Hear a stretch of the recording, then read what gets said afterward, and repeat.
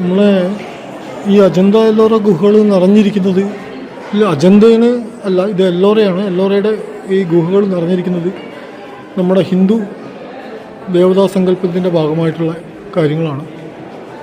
ഈ ഇത്രയും കാലം മുന്നിൽ കൊത്തിവെച്ച ഈ മൂർത്തികൾ ഇപ്പോഴും ജീവനിറ്റ പോലെ ഇരിക്കുന്നുണ്ടെങ്കിൽ അത് യഥാർത്ഥത്തിൽ അവരുടെ കഴിവ് എത്രയായിട്ടുണ്ടാവും. ഇത് നരസിംഹമൂർത്തിയാണ്. ഹിരണ്യകശിപുവിനെ കൊല്ലുന്ന നരസിംഹമൂർത്തിയാണ് ഈ ശില്പം. ഇത് എത്രത്തോളം ഇപ്പോഴും ആ ഒരു ജീവസുറ്റ പോലെ ഉള്ള ഒരു സങ്കല്പമാണ് കാണുന്നത്. ഇതെനിക്ക് തോന്നുന്നു അനന്തപത്മനാഭസ്വാമി തന്നെയാണെന്ന് തോന്നുന്നു. വൈകുണ്ഠത്തിലുള്ള സാക്ഷാനന്ദൻ.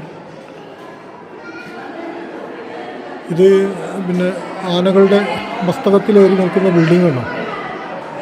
ഹിന്ദു ദേവതാ സങ്കല്പങ്ങളിൽ ആന എത്രത്തോളം വിശേഷപ്പെട്ട മൃഗമായിരുന്നു എന്നറിയാൻ വേണ്ടിയിട്ടുള്ള ഒരു സാഹചര്യം ഇതിനുണ്ട്.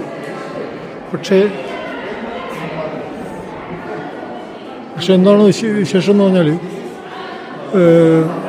ഇതെല്ലാം നശിപ്പിച്ച് കളയാൻ വേണ്ടി മുസ്ലിം രാജാക്കന്മാർ അന്നത്തെ ഒരുപാട് ശ്രമിച്ചിട്ടും ഇന്നും കുറേയൊക്കെ ബാക്കിയുണ്ട്. നിങ്ങൾക്ക് കണ്ടു കഴിഞ്ഞാൽ മനസ്സിലാവും, പല ആനകളുടെയും തുമ്പിക്കൈയൊക്കെ അടിച്ച് ഒടിച്ചു കളഞ്ഞിട്ടുണ്ട്. ഇതൊക്കെ ഈ ഒരു സങ്കല്പത്തിൻ്റെ ഭാഗമാണ്. എന്താ ചെയ്യുക, അവരുടെ ഹീനകൃത്യങ്ങളാണ് ഇതൊക്കെ. പിൽക്കാലത്ത് ഇത്രയധികം ജീവസുറ്റതാവണമെങ്കിൽ അന്നെന്തായിരിക്കും ഇതിൻ്റെയൊക്കെ അവസ്ഥ? നമുക്കിത് കാണാനുള്ള ഭാഗ്യം ഉണ്ടായിരുന്നു.